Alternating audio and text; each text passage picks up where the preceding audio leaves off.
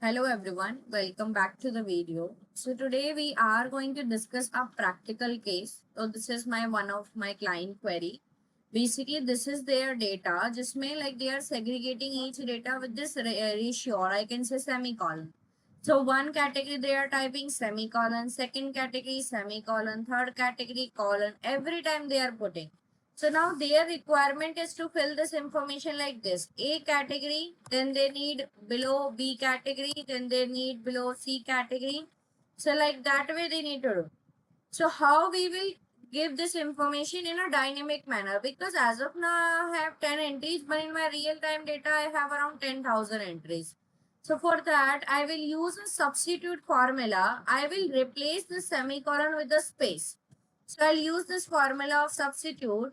What is going to be my text? This is going to be my text. Instead of selecting like this, I can just manually type like A2 also. Old text is going to be my colon, and my new text is going to be with this formula that is called chairs.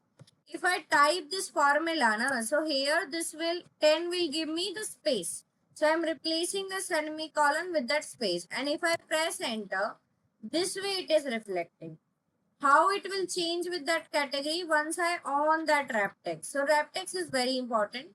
And if I little bit auto fit this one, so now you can see auto fit row height. Everything is coming in a classified manner and in a list basis. This thing, if you try to do manually, it will take hours to complete because this is not easy.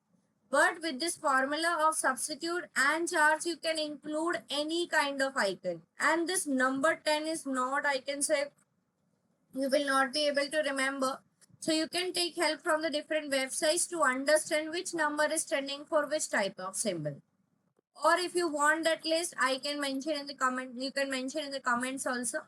And let me know the next formula or next topic what you need to include in my videos.